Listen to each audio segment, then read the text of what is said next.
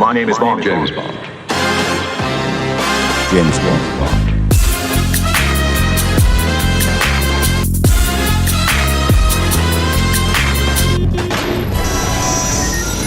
Down in London, I've made contact with the girl. Well, it's not what I'd call contact. Do you know much about guns? No. I know a little about women. Are you pleased with your new toys?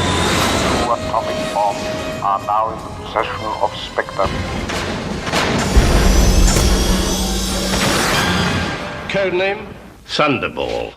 The international crime syndicate Spectre hijacks a Vulcan bomber carrying 2 atomic warheads in order to blackmail Western powers. British secret agent James Bond 007 is relaxing and recovering in a health clinic when he stumbles upon a plot to murder a Major Derval and surgically alter another man's features to impersonate the Major. Posing as Derval, the imposter flies with the bombs to the Bahamas and ditches the plane underwater, but the imposter is double-crossed and murdered by Spectre official Emilio Largo, who retrieves the bombs and holds them hostage. James Bond is dispatched to the Bahamas where he meets Domino, Derval's sister and Emilio Largo's ward. Bond shadows and provokes Largo as he tries to uncover the location of the hidden warheads. James Bond has a few close calls against Largo's men and the treacherous Fiona Volpe. But with the help of CIA agent Felix Leiter, 007 locates the missing bomber, and the two send word to NATO forces, while James Bond recruits the help of the lovely Domino. NATO Aqua Troopers attack and defeat the Spectre Frogmen, recovering the bombs as Largo escapes aboard the Disco Volante. Bond boards the vessel and takes on Largo and his goons, but is ultimately saved as Domino takes out Largo, and the two go off into the sunset.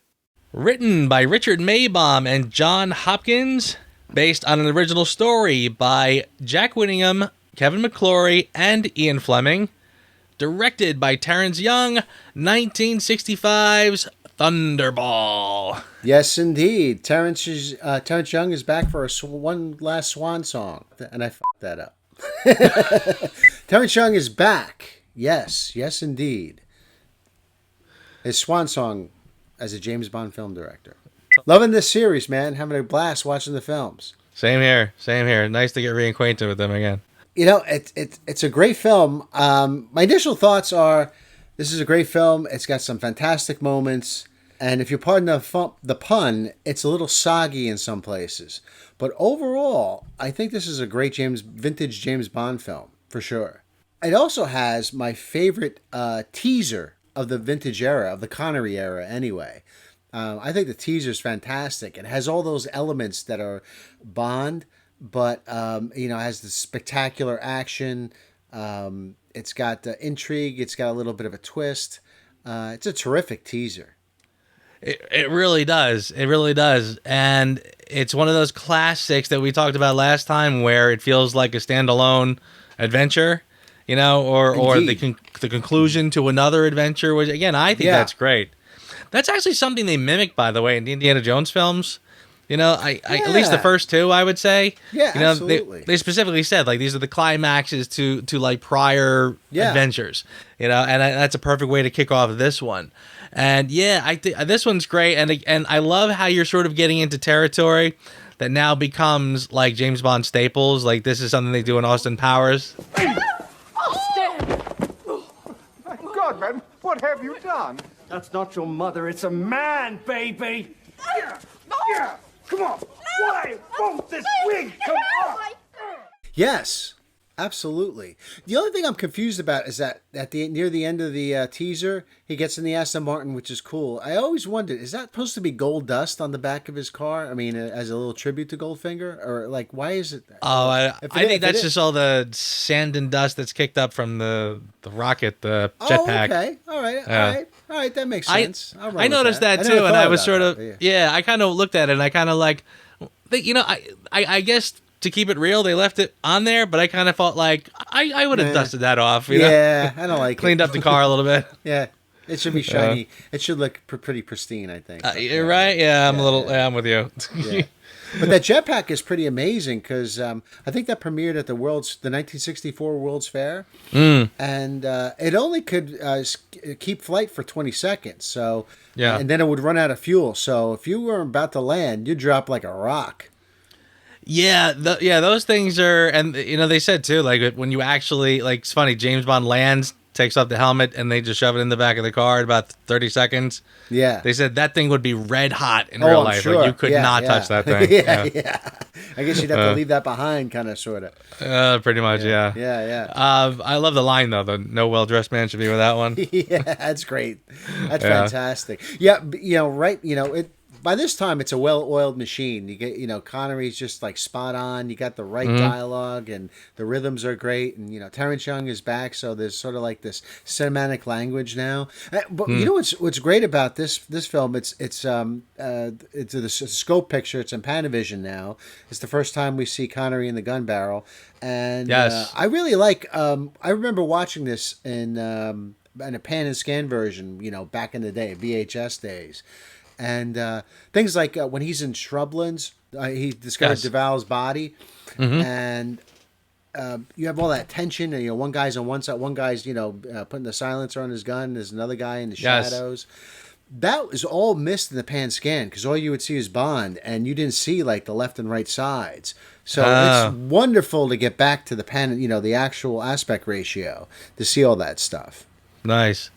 Yeah, and thank God pan and scan is gone. Thank God. Right? Yeah. It's funny. I'm with you because I was one of the first people. Every time I had a chance, even back in VHS days, when they would say, "Oh, you can get it in Letterbox," and it's like, "What's Letterbox?" And then once like we grabbed it right away. And I remember people would come over and be like, "Why does it look like you're looking at your movie through the mail slot or something or other?" right, in the rearview mirror. It's like, no, you don't get it. Yeah. And it's got better. TV aspect ratios are now 16:9. Pretty much across the board.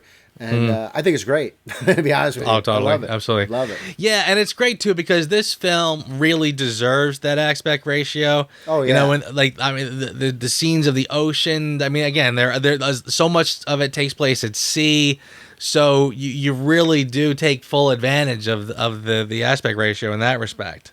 And, you mentioned, again, Terrence Young is back, and honestly, I really do feel like again, Guy Hamilton is great, and Goldfinger's a great film, but honestly, I sort of feel like there's a bit of a cheese factor when Guy Hamilton is directing that doesn't really come through in the Terrence Young's. I feel like when Terrence is back, we're kind of, the boots are back on the ground, and we're getting a much more grounded, realistic film, and the sort of passion and exoticism of the film shines through more when he's behind the wheel. I agree. Like we've said, like Guy Hamilton's sort of a meat and potatoes director. He's a solid director. Don't get me wrong, but Terrence Young has this elegance about him. There's like this one shot near the end of the film when Largo is torturing Domino, and they do this crazy shot from like a mirror on top of the ceiling. Yeah. And they kind of go downwards. It's really creative and just perfect, for the way to stage that scene. And I don't know if, other directors might have had that eye for that. I don't know. Yeah. I totally agree. And there's even simple stuff like when Bond first meets Domino, they meet underwater, which to me already is like just cool times 10. To me is just awesome. And then, of course, they meet, and he sort of, hitches a ride, and they go back, and they're eating lunch by the pool. And I look at that, and I offset it against, like, for example, the Miami Hotel in Goldfinger. Yes. You know what I mean? And I kind of feel like, I don't think Terrence Young would have settled for kind of cheesing it up, like having all the back projection and the bad sets and everything. You got a magnificent location, and it gets kind of goofed up. That's the thing with the Terrence Young ones. You really get a feel for the locales. Yes. And right. Whereas with Guy Hamilton, maybe not so much. So let's talk about the plot, because this, again, is kind of a quintessential Bond plot. Once they did this kind of became, again, the Austin Powers films. And oh, hell, let's just do what we always do. Hijack some nuclear weapons and hold the world hostage. Yeah? The mimicking of the Bond formula. They kind of looked at Thunderball, and this is sort of the classic tale. Spectre, seizes the nuclear bombs and holds the world for ransom. And I kind of feel like it. I love it. It almost feels like it's kind of overdone and cliche to say how good that is. But honestly, I really feel like for the time, especially, this was a big. And again, it's the first time where, like again, Goldfinger is a huge hit, but it's kind of, lives are at stake, but it doesn't reach the proportions that this plot reaches. I think that's one of the things you run into in a movie franchise or series, if you will, is that the stakes have to sort of get bigger and bigger with each, installment. And that can be kind of, it can be exciting, but it can also be to the detriment of a film. Yes. But this, so far, so good here, I think. Right. Like I said, I love Thunderball, and it has some terrific moments. But there are moments in the film where things get a little soggy, if you'll pardon the pun. Yeah. So, what gets? Tell me some soggy. We can get into that. Soggy. I think some of the underwater stuff maybe goes on a little too long. Not that underwater battle near the end. That's fantastic. But sort of like when the Vulcan plane and they're getting that, and it's all interesting at first. And the double cross of cutting that guy's air tank, Duval, or the guy who's impersonating Duval. Mm-hmm. But then we got to see them camouflage the plane. Then you get the shot of them hammering in the camouflage. I sort of had the same reaction you did to the heist in Fort Knox and Goldfinger, where you're like, right. All right, this is going too long. This is what I think that's fine in Goldfinger, but here I kind of like make that argument because I think it does go on a little too long. I think they could have, and I think part of the problem is that the film had sort of a hasty post-production period. They wanted to meet a release date. And so I think they kind of just, they got as close as they could. And they said, okay, here you go, Right. And I think the film probably could have stood for maybe maybe another 30 days of tinkering, perhaps. I don't know. But, yeah, but that's maybe a minor criticism of the film. See, it's interesting that you say that because honestly, I probably feel almost the opposite of what you feel because I felt like when they're lingering like outside Fort Knox and by the fences and doing things, that to me was very slow and dull. The underwater stuff, I feel like at least there's some. I almost feel like just by virtue of the fact that they're underwater, kind of adds a level of suspense and tension. The underwater photography is spectacular, especially for the time period. It's sure. I think it's underrated, and I think it's revolutionary. I haven't quite seen a film like that with this much underwater photography, Yeah, there is an awful lot. I mean, even later on. There's mistakes. There's some mistakes that happen, like, Connery's mask will change from black to blue to black. Right. You kind of have to just run with it, man. You just, Yeah. No, that's very true. And again, underwater photography has got to be incredibly tricky. Oh, anything with water in a film is a pain in the ass. Yeah. I mean, sure. You asked Spielberg about Jaws. It was like his hardest shoot ever. Right. Yeah. But yeah, again, I don't mind, and again, this is personal, just sort of a personal thing, and because I know a lot of people have said to me, or I've just, I've read a lot of people talk about how the underwater stuff in Thunderball really does kind of drag. It never bothers me because I just sort of find the underwater setting to be so kind of quintessential James Bond. All that scuba stuff, and again, they even down like as the series progresses, there's a lot of almost obligatory. They'll throw in some scuba stuff here and there, but here I think it's great. So again, it's probably just one of those personal, your taste. If the underwater stuff grabs you or it doesn't. For me, it works. I just think it could be tightened. I don't mind a lot of it. I just think there's some points where, like, there's a point in the film. I'm kind of jumping ahead here, but there's a point in the film at the end where I'm kind of like, I wish they would just get on with it. It's like after Fiona dies and is dispatched, I feel like the film kind of keeps going on a little bit, and I feel like I kind of want to race more towards a conclusion.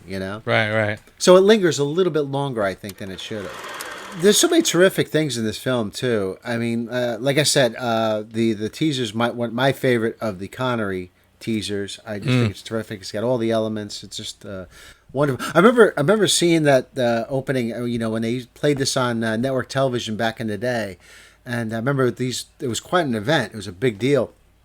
And I remember for some reason my grandparents were over, And when he punches Jack Bouval, she's like, "Oh my goodness!" And that's something I remember from my childhood. Yeah. So it was a neat thing. It's great stuff. It really is. Totally. Yeah, and again, it's not, we're still sort of back in the day where you didn't have to have explosions, or at least one big explosion in the pre-titles. It's still pretty low-key or whatever.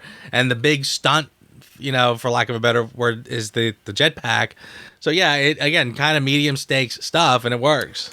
So how about this? I'll tell you, honestly, one of my favorite things about this film is the location. I mean, I kind of feel like the Bahamas location is just so something, and I've said this before, that my favorite Bond locations or my favorite films is when they kind of have a good balance of like European settings and then like the island settings.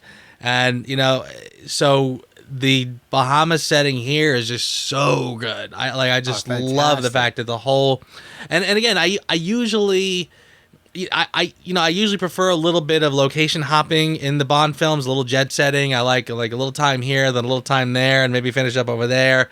But if you're gonna just do a film with one setting, I feel like the Bahamas setting is just awesome. Oh, yeah. Like, it's so great. I captured wonderfully, by Ted Moore and the DP, and it has this lushness about it that's just wonderful. Absolutely, and glorious Panavision. One of my all-time favorite locations, and people have heard me say this over and over, is Palmyra. Like, I love the house on the water, the shark tank. I mean, again, the big pool, then you got the shark pool, and I mean, what a great spot, and they really do take full advantage of that location so well. I mean, and I've said it a million times before. I said, if I ever won the lottery, I'm going to the Bahamas and I'm making them an offer and I'm buying Palmyra and I'm going to make it exactly how it was. And the cherry on top is having Claudine Auger, prance around that, is fantastic. And those scenes between Largo and Bond in that location are fantastic. He's so good. Right. Yeah. And that is a quintessential, and I know we talked about it when we talked about Goldfinger, and we said that he was a great villain because this odd competition that they have, and that they're kind of doing that here, where they're kind of having a mine is bigger than yours contest, It's great though. It's the digs in here are really good. Very good, yeah, and they're much more subtle. Again, like in Goldfinger, like the digs are just like, right on the nose. Certainly better bred than the owner, which is good. But here again, like Bond, he hasn't let on that I don't like you yet. You know what I mean? Like in Goldfinger, he's captured. He's full blown captured. So he's gonna just make wisecracks to Goldfinger. We're not hiding anything at this point. As opposed to Thunderball, where it's much more nuanced. Yes, because he's not quite letting Largo know that he's onto him. I mean, they both kind of know, but they're not saying anything. They're both trying to sort of play each other a little bit to see what they know. What can I provoke you to say, or such and such. So yeah, the dynamic here is really nice. And also the scenes with Luciana Paluzza are fantastic too. Yes. And when that one sequence where Bond comes in and she's in the bathtub and she's like, "Would you mind giving me something to put on?" And he gives her the slippers. Supposedly that was an improv that Terrence Young came up with. So kudos. Is that right? That's fantastic. Nicely done. So Bondian. See, that's the thing. The guy knows the character. Yeah. And he come up with great little stuff like that. Yeah, exactly. Yeah, that's a great scene. And again, when that plays out, it's terrific. Because again, we haven't yet shown our hand. I'm not, again, it's like, well, we kind of know, but we're not letting on yet. So we're going to try to provoke and see what we can get. That's a lot of fun, she talks about, I just got moved down here yesterday. It's extraordinary. And then he says, right, as if it was intended. Right, exactly, yeah. Totally. I mean, it's so good that I'll even say that, like, once the goons show up at the door and the guns are out, and like now any pretense is gone, the bluff is over. It's almost a little disappointing at that moment. because You know what? you're I kinda- enjoying I- that sort of banter Yeah. and playful. But I like the cool way he plays that, because at first he slams the door, he goes for his gun, and she's already got the drop on him. Yes. And then he just kind of resigns to it, and then he opens the door, and he just, hey, come on in. You know? Right, exactly. Right. But you know what I like about that scene, when it continues, it's sort of a critique a little bit on Pussy Galore from the last film. And she goes on to this speech about virtue and going to the side of right. And she's like, but not this time, or not this one.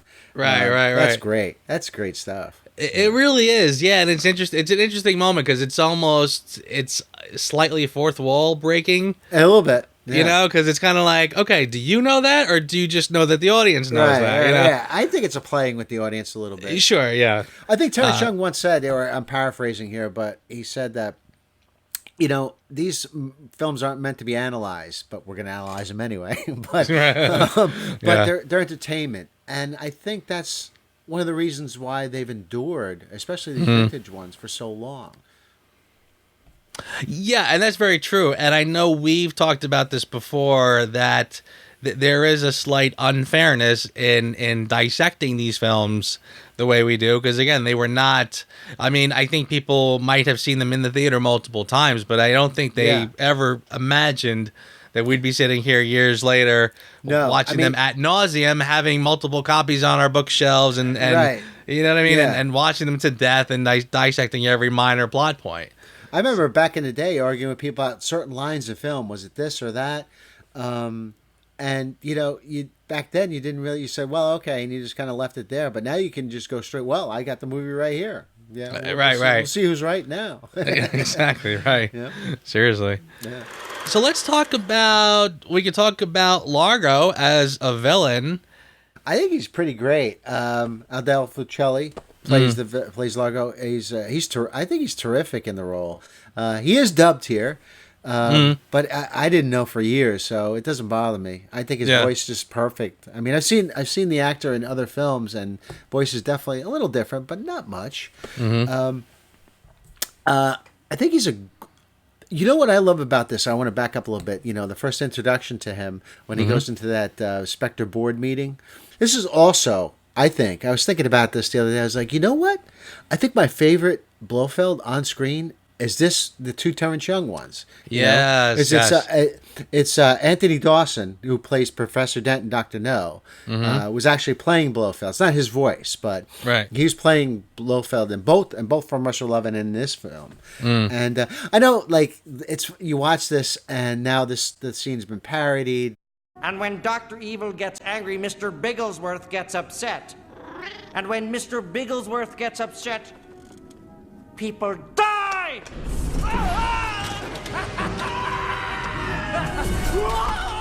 Why must I be surrounded by frickin' idiots?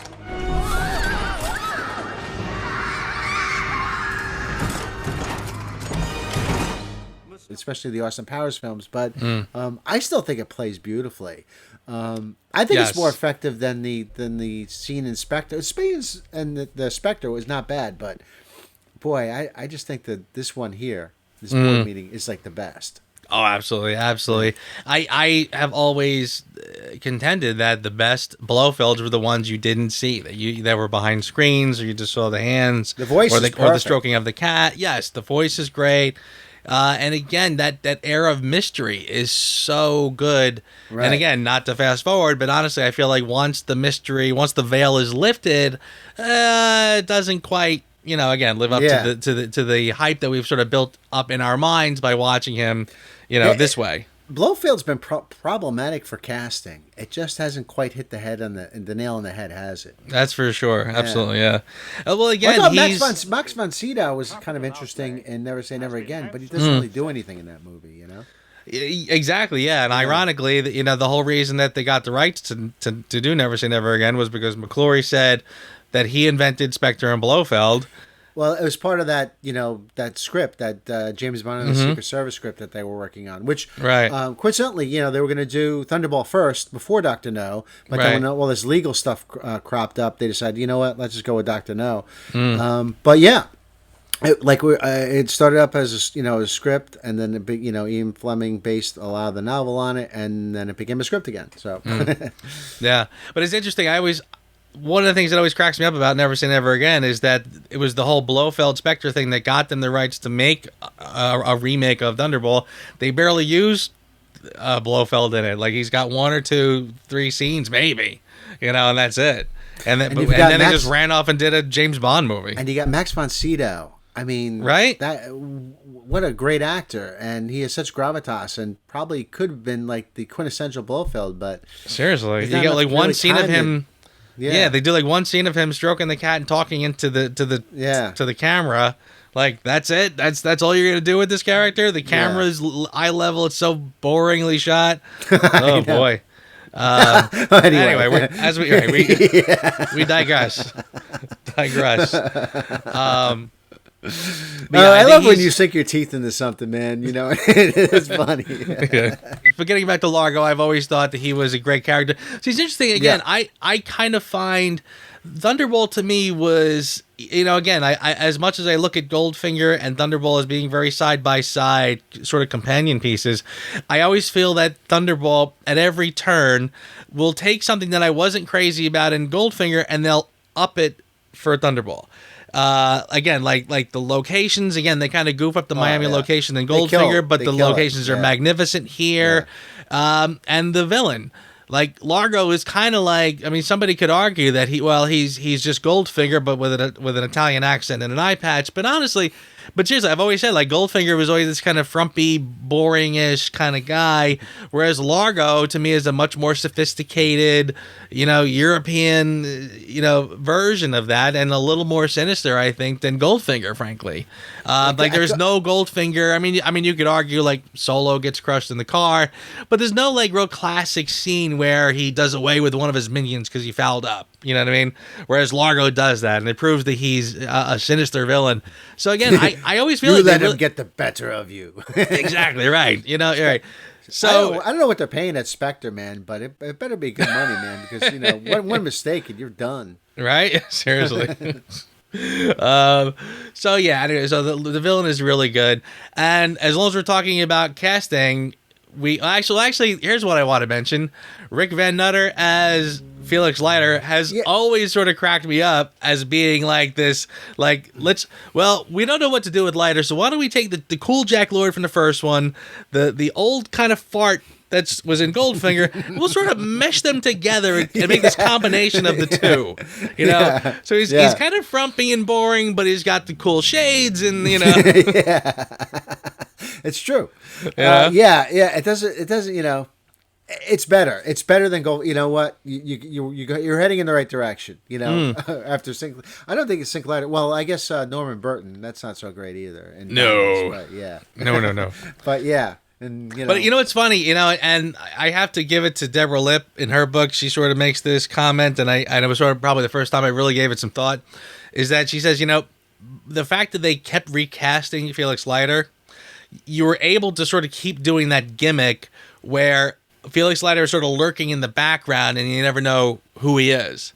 And then he shows up at one point, and you realize, oh, it's Felix Leiter. Yeah. Oh, but again, because they keep recasting him, they can keep playing that card over and over, and it kind of works. They show him lurking in the background here. I mean, the fact that he's wearing shades at night should probably tell you something, but whatever. I'll tell you something that I'm a little, not disappointed with, but I would like. When I was watching it this time, I was like, boy, I'd like to see more of Pinder and Paula. They seem kind of interesting. I'd like to get them know Pinder. There's one weird moment with Pinder when Bond says, he's talking about get the Felix say this, blah, blah, blah. And he's like, anything else? He's like, yeah, tell him Paul's dead. And Pinder's just like, oh, okay. There's no emotional thing or anything. He's just kind of like, and give me a cheeseburger. Oh, okay. I just think Martine Beswick, who plays Paula, and she was also the gypsy, one of the gypsies from Russia with Love. I think she's a terrific actress, and I just wish they'd given her more. But you get what you can get. But I'm with you, and honestly, she really has that really beautiful exotic look. By the way, that I think is so perfect in Bond films. Yeah, she was sort of meant to look like an island girl, and when she first got there, she had been living in England for quite a while, and she had to go like for 2 weeks, suntan herself to get that look. Right. Yeah. So it's hard work. 2 weeks of suntanning. Yeah, and like I said, I mean, she kind of reminds me like of Monica Bellucci in that respect, because I used to say, I said for years, especially like in the early Brosnans when they did Tomorrow Never Dies, and Paris Carver was supposed to be his long lost love, and it was kind of played by Terry Hatcher. Wah wah. So I remember back then saying, get Monica Bellucci, like she would be the one who would be Bond's, like the one who got under his skin. And when they finally bring her into Spectre, again, a couple years too late, she's still terrific, again, but I don't know what took her so long. But again, I kind of feel like Martine Beswick around this time is very similar in the fact that I think she's got that perfect Bond look. So I totally agree with you. I wish they sort of played her up a little more. She's so scarce in the film that it's almost like when you see her in the hotel room, again, if you're watching the movie for the first time, I wonder, like, is that the one from the boat? Right. She's she's so underutilized. Yeah, because what scene do you have? You have her. She's that scene on that boat, and then there's a scene I think when they're heading towards Q, where she's like walking around with them, and then the hotel, and then she's when he discovers her body. That's it. So, Seriously, and even that scene when they're walking through town to the Q scene. Yeah, it's like you barely get to see her. You barely see her, and if it wasn't for the passing comment, "Who's the girl, James?" Oh, that's Paula, my assistant. Like, well, thank you. Like, otherwise, I would not have known. Oh, but then, you know what? Now that I think about it, maybe Pinder's reaction was justified. He's like, "Who's Paula?" I don't Seriously, know Paula. right? Yeah. Tell her Paula's dead. Which one is that again? The girl from before. Oh, okay. Yeah. You know what's something I want to ask you, because I'm always trying to figure this out, and this time I was watching, I was trying to pay close attention. Why is Bond at Shrublands in the first place? Is it just the place he's going there for, like, he's like on a vacation? Because I know in Never Say Never Again, he's kind of forced there, Right. But here it seems like he's there of his own free will. Because I always thought it was very coincidental. If he's just there just as on a lark, I thought that it's kind of coincidental that all this other stuff happens. Yes. If I remember rightly, the book I think the book opens up with M basically telling him, you look like crap and you're drinking too much and you're right. So basically, I think M sends him to Shrublands to kind of just straighten himself out. I'm to eliminate all free radicals. Oh. But they don't really have that. There's no reference in the movie, though. No, the movie really doesn't say. So it is just sort of like, I guess it's implied that either Bond is there, although he doesn't act like he's there from his own free will. Yeah, that's the thing, and Moneypenny's like sort of busting his balls too. Like she's like, when next time I see you, I'll put you over my knee. Yeah. And she's like, on yogurt and lemon juice. Yeah. That's another line that I think I must have watched like over and over to try to get it right, to be like, what is she saying there and why? Right. I wish they'd throw me something like saying, check out this Count Lippy guy. He's like, he's got these weird ties or something weird's going on there. I would like some. I was reading before we did this vlog. I'm reading up about it. Richard Maybaum sort of made the same thing. He said, you got to throw something in there because he disagreed why he was at Shrublands, I think. And it's just one of those weird things where it just seems. I mean, overanalyzing. I don't care when I'm watching the movie. I watched it. How many times? I didn't care at all. But I'm saying for the purpose of this thing, I'm just saying, oh, hey, wait a minute. Why is he at Shrublands? That seems kind of coincidental now. And then all of a sudden, this links to that, but they're like unrelated. Hard to swallow. Well, it is. Yeah. I mean, I suppose depending on how you look at it, it's a little weird. But I kind of like once they. Well, let me start by saying this. Like when he kind of shakes Count Lippy's hand and then he sees the tongue tattoo on his, and then you kind of have that, it's like dun dun, that big means something, and he has to go and he has to go and look it up and whatever. That's a little goofy, but I do like the idea. I mean, this takes him to the next stage where Bond now is the guy who has sort of a heads up when they go to the meeting and he goes, I saw this guy at Shrublands and he was dead. So he gets sent to Nassau. And if it wasn't him, it might have been another 00 who goes to Nassau. So that's what Maybaum was making the point about. He was saying that no, you just do, you make the link to his sister, and boom, that's it. And then you go there. You don't need to I don't know, but maybe it's a point. It's one of those weird things where I love this. I like the Shrubland stuff a hell of a lot. I wouldn't want to see it go, but I don't. Is it necessary? I don't know. Yeah, because he doesn't really get the mission proper until he goes in that beat. Now that we're all here, that scene, which is, by the way, what a set. I mean, you could oh yes, you could have just had that in like some little conference room, man. But they go big here, and it's spectacular. Yes, big time. And it's great too because you see all the other 00s in a row, like all lined up. I mean, that is a pretty cool shot. And it brings us back to what we were saying before about how the level, again, not everything has to be earth-shattering stakes, but here they got that sweet spot where I think this is probably as high stakes as we want to go, and it looks really good. They do I kind of feel like, again, that sweet spot is right there. I totally agree. And another now that you're talking about Shrublands too, by the way, you are kind of making me think, not only is it a little, it is sort of slow and kind of clunky from the get-go, but the location is a little boring. In fact, I'll even give Never Say Never Again a little credit. The Shrublands there, I thought, was a little more interesting looking as an actual location. Here it just kind of looks like an old hotel. Like, very flat, nothing really exciting about it. You know what I mean? He's walking around the hallways. Nothing very interesting about this location at all, really.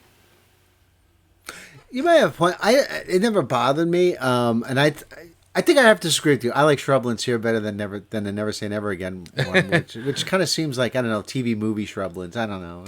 Yeah, but I get what you're getting at, though. I never really noticed it before until we started talking about it. But honestly, I like, now that I think about it, I do think that. And by the way, I love any contrivance in a movie where there's some machine that does something, but it has a setting. You could set it all the way up to danger. But that's great. I'm going to set this dial all the way up to danger. I love that scene though. And you just hear the hand, and it's like, "Nice to have met you, Mr. Bond." That is fantastic. It's good. Worth it just for that little moment, Right, and it's great because I think you see the Tong symbol on his hand as he's doing it, so you get it, but you don't see the guy's face. It's well shot. But again, wow, let's build this thing with a danger sign on it. And hope nobody ever turns it up this high. yeah. But I also love later on, just right after that, the tit for tat, when he puts the steam way on, and then I'll tell the chef. I'll tell the chef. Yeah, that is good. So what we have not talked about yet is Claudine Auger as Domino. Interesting thing before I forget. Originally, Raquel Welch was a done deal on this. She was going to play that role. She was signed.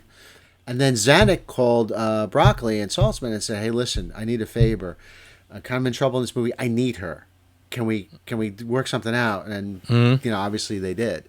But yeah, Raquel Welch was signed for that role and ready to go. Interesting, right? But, very. And it makes you kind of wonder, like, how that would have been with her in it. Would have been interesting. But you know what? I really like Claudine Auger in this. I really do. I mean, I've seen her over the years, her performances, blah blah blah. But it's not a huge role, and I think she hits the emotional beats. And my God, she's gorgeous. So I'm fine with Claudine Auger. I really am. Yeah, I agree with you. She's beautiful, obviously. I don't find her quite as engaging as some of the Bond girls prior. Especially like Honor Blackman seems very present and very engaging, whereas Claudine Auger kind of has that kind of deer in the headlights look, where I'll just sit back and look pretty and deliver my lines.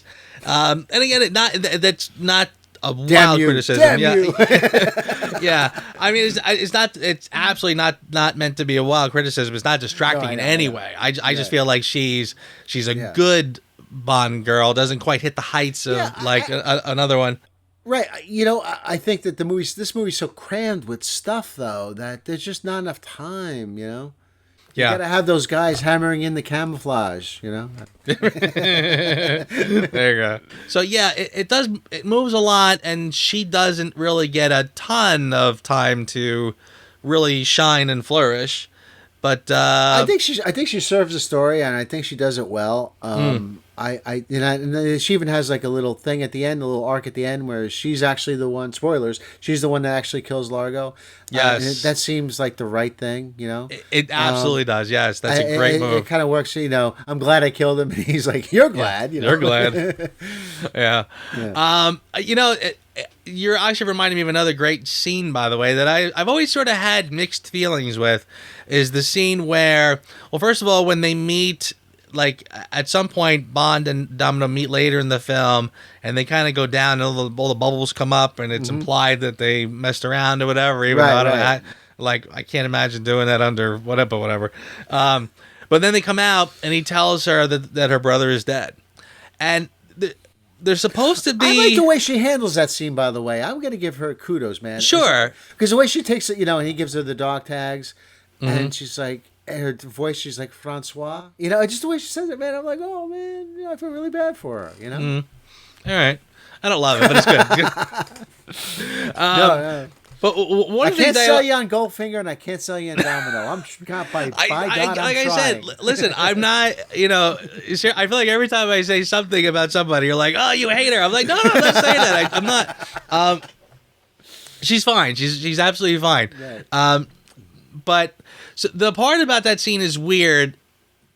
I've heard it said that James Bond puts on his sunglasses. That's supposed to be him hiding the fact that he's actually shedding a tear for Domino at this point. I don't know if I buy that, and I don't know if that comes across very well. Next. No? Yeah, I don't buy that one bit. If that's the case, it just doesn't translate. It doesn't work. I agree. I guess you could. I don't know. Yeah. I never thought of it that way. I'd have to think about it a little bit, but my gut reaction is no. Yeah, again, like I said, this is sort of what I've heard people say, and I kind of because I've always thought it was odd that Sean Connery puts on sunglasses at that moment. It's almost like they shot part of it with the sunglasses on, and then they had to go back and do the beginning, and they forgot. Oh, he forgot to take his sunglasses off, so now we got to do a scene where he puts them on. I always found it to be very weird. You're doing an emotional scene there. You're supposed to be. He's breaking the bad news to Domino, telling her, this tragic news, and then he just sort of puts on shades, and now he's doing that scene where he's got her. He's like, listen, lives are at stake here, yada yada, but he's doing with his shades on. Well, I think he does it to look cool when he shoots Vargas. Well, yeah, there you go. Right. Because it looks great in the trailer, man. Come on. It does, yeah. It does.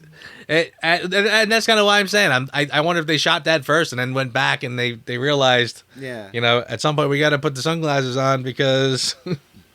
So, but anyway, the dynamic between Bond and Domino is good, and I kind of like it. Again, kind of going back to what we were saying about Pussy Galore, and that.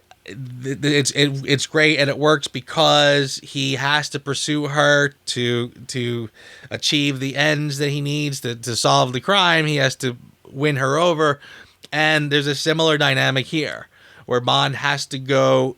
He goes through Domino as a way of getting to where he can figure out what's going on, what's where. Now she's basically now a spy for Bond with the Geiger counter and the whole bit. So again, he's now relying on her to solve the dilemma, and again, so that's that kind of classic espionage. So again, it's just another thing that I really like about the film. We haven't really talked about Luciana Paluzza too much, though. Yes. Yeah, she's really terrific in the role. And I gotta say, Barbara Carrera later on too does a great job too. I'd be hard pressed to pick my favorite, but they're both terrific. If you liked Luciana Paluzza in this, you should check out. She does sort of a similar thing, a similar character in The Man from U.N.C.L.E. In the pilot. Okay. In the pilot, which is like goes by various names, but the original pilot is Solo.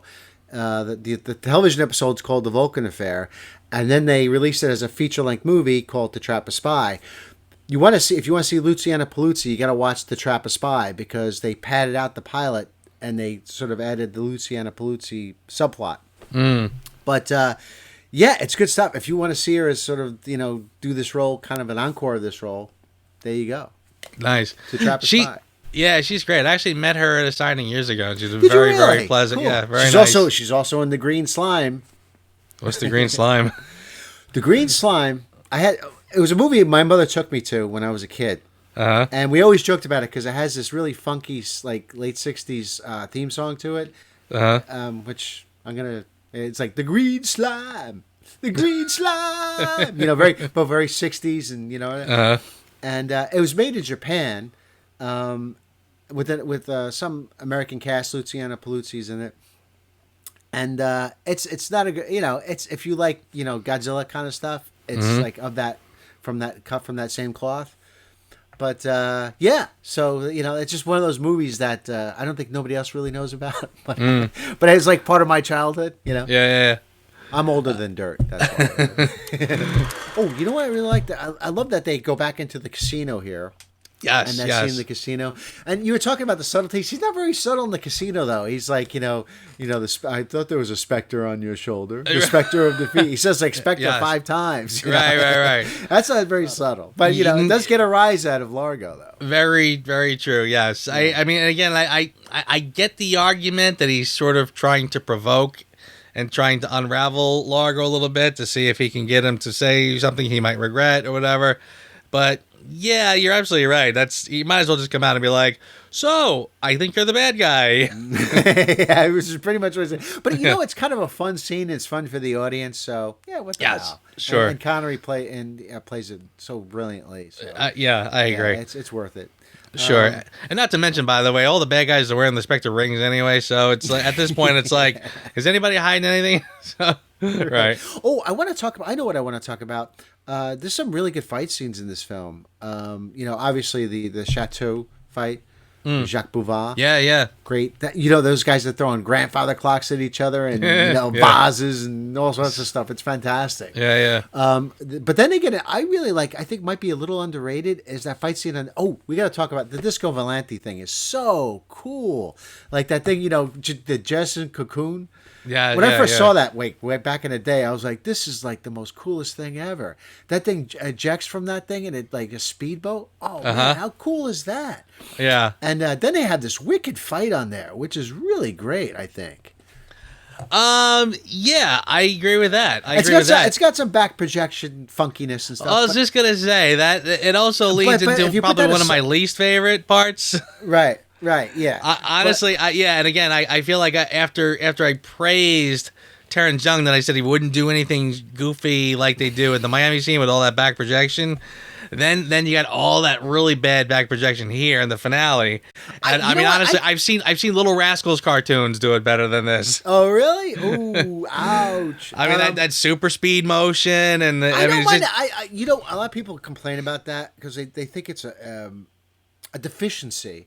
Mm-hmm. I think it's more of a stylistic choice with that Peter Hunt did, and he does that all throughout On Her Majesty's Secret Service, and I like that stylistic choice. It doesn't bother me. It's part of the rhythm of his editing, and I love it.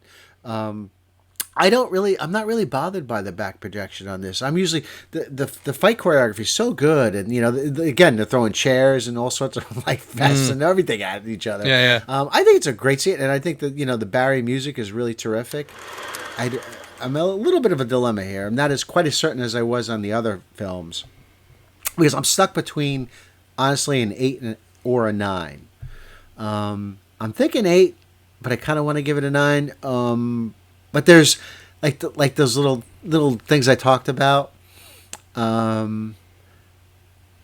Like, for example, I think some of that underwater stuff goes on too long. Not so much the fight scenes, but the other stuff. It does seem to drag a little bit when it should be going to like full acceleration. 8 or 9, 8 or 9. I'm gonna go with the 9. All right. I'm going to go with the 9. I'm going to go with the 9. I'm going to give. There's too much great stuff. There's too much vintage greatness. It's a little sloppy. The post-production editing is a little sloppy at times. But I think that's because of the time crunch that they were under. There's just too many classic moments and too much great stuff, and it's just a wonderful film to watch. I never get sick of it, so yeah, I got to give it a 9. A little high maybe, but the heck with it. Listen, I'm not going to argue that one bit because I also gave it a 9. All right, cool, man. This is easily one of my favorite James Bond films. It's one of my, especially the early years. This is easily one of my favorites, and honestly, there's something about this one that really I kind of feel like it hits every mark. Like you mentioned, there is the great casino scene. There's great underwater photography. The byplay between Bond and Largo is great. The scenery is great. I love I love Palmyra. I love all of the Bahamas scenes. And again, the plot is kind of second to none when it comes to classic James Bond plots. The romance between he and Domino are great, again, because it's that sort of sense of espionage and intrigue where he has to sort of win the girl over to win the day. So, yeah, I think this is easily a 9. It's definitely one of my favorites. I don't mind. I mean, everybody kind of has their pluses and minuses with Bond films, and sometimes the pluses, resonate high with me, and the minuses of it, the slowness doesn't really bother me too much. So, again, I'm going to give it a 9. Very cool, yeah. It's interesting. We kind of disagreed a little bit on certain things, but overall, our enjoyment's like right there. Yeah, so that's really cool. Yeah, agreed. I would say having to sit there and watch them hammer in that camouflage. Let's get on with it, man. You gotta move. I got it.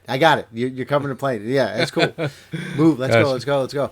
I would go with that. I would say, and then there's a scene where Bond he gets discovered underwater by Largo later in the picture. It's kind of late in the picture, and then he's kind of locked into that thing, and he finds that alcove, and he comes out, and he's kind of waiting, and then the helicopter's trying to find him. Come on. Let's go. We gotta go now. Yeah, that's a little slow to me, but yeah, that would be my pick. My least favorite part, I would have to go with, and I hate to say this, I know you're going to disagree with me, but the finale, all the back projection that happens in the cockpit of the boat. All right. It's kind of a disappointing climax to an otherwise almost flawless film. Frankly, I feel like this film, and maybe that sounds a little too. Maybe I'm praising slightly highly by calling it almost flawless, but honestly, I feel like there's not much in the film that really detracts in any way. I mean, there's slow parts, sure, but nothing that I feel like looks like it's wrong. Nothing that looks like a mistake. Here, again, it's all that super duper fast, sped up camera work with the weird back projection. Like I said, I've seen Little Rascals shorts that I think did it better. So, not crazy about that part. And I wish I understand it's the climax of the film and they need to sort of build to a crescendo, but still, you could have just toned it down a little bit and it would have worked. I disagree with that. I'll tell you why, because like you got the Peter Hunt editing, you got John Barry, the score, which is just a great thing. And I think it's choreographed really great. It's not the best fight scene in a Bond film, don't get me wrong, but it's not for a lack of trying. But we agree to disagree on that one, I guess. Yep. Ooh, boy. My brain just dropped right to the opening, the chateau fight at the beginning. Just such a cool opening. I just really I love that opening. For me, I'm going to go with when James Bond first meets Domino underwater.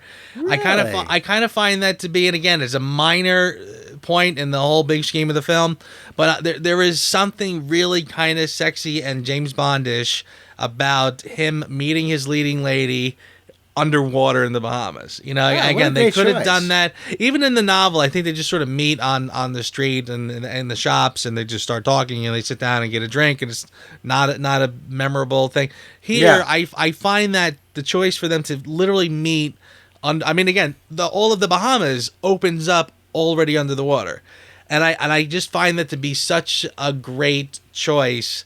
and it really does sort of set the stage for where we are, and that a lot of the action is going to happen under the water. And again, just a really cool, sexy decision on the part of the filmmakers. I really like that. Great choice, man, and unexpected. Kudos to you. Thank you, sir. Yeah, again, there are a lot of things to choose from. Yeah, but for some reason, it's almost like that scene in that movie. I think when I was younger, when the first time I saw it, it almost cemented. I like this movie. You know, again, that was an interesting choice. You're like, I'm on board. Yeah, I'm on board. Yeah, yeah. We have to. And we talk about when this movie got released, it was a huge hit. It played. Sometimes some theaters were playing it 24/7. On a constant loop. Yeah. And also, they re-released Dr. No and From Russia with Love, and those films made even more on their re-release than they did initially. So yeah, wow, nice. James Bond is in full swing here. Absolutely. And just real quick, I'm gonna show you this bonus thing because I didn't get to it in the From Russia with Love one, but this is the Criterion From Russia with Love. Oh, cool. And it's got the gatefold. Oh, very cool. And nice. The back. There we go. And now Thunderball, I got a couple of copies of that. First of all, this is the original American cut of the film. Nice.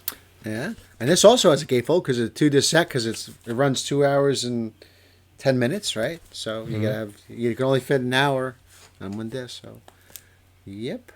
Very cool. Yeah. I think I had that one, actually. Did you really? I'm pretty sure I did, yeah. I actually made a DVD copy of this just so I'd have the American cut. I mean, the nice. quality, for nowadays, the quality maybe isn't so hot, but it's cool to have anyway. And then this was like the first thing this is really cool. This wow. is like this is sort of the UK version. This is the first time that UK version was available. Nice. But it's got this, and here's the back. And then it opens up. And this actually came out, I think, before that Goldfinger I said I showed in the last one. But this was like the first one of these, and they were fantastic. Oh, very cool. But yeah, this has got like a little leaflet with what's going on here and the chapters, and yeah, this is like the first time you really got a whole bunch of these extras. I mean, with those Criterions, then this it was great to get these vintage Bonds with all this extra stuff. It was like sort of the first time. Nice. And this also has something, it has the, you can see. Oh, yeah. Very cool. Yeah. It's got pictures from the movie on there. See, and they love the underwater photography. And this is sort of like the girls. Yeah, there you go. Nice. Okay. And you got that going on. Nice. Nice sleeves. These sleeves are pretty cool. Wow, there's a lot of discs here. No wonder I paid a small fortune back in the day. You guys think you have it rough with Blu-ray. Oh, it's $30. Let me tell you something. You don't know what you're talking about. Oh my God, that was for the serious cinephiles. Those Criterions back in the day, I think I paid $90 a pop for them. $90. Yeah. Isn't that crazy? But to get it, with the commentaries and everything, as a crazy Bond fan who had, was young and had some money, why not? Okay. Awesome. Very cool. There you go. Nice. Nicely done, my friend. Oh, thank you very much. That is Thunderball, my friend. Another good one. Thank you so much again for doing this. Another one, and I'm enjoying going through the films. So thank you again, my friend. Me too, and thank you for having me. It's fantastic. All right. So I guess Being James Bond reviews will return. Absolutely. James Bond.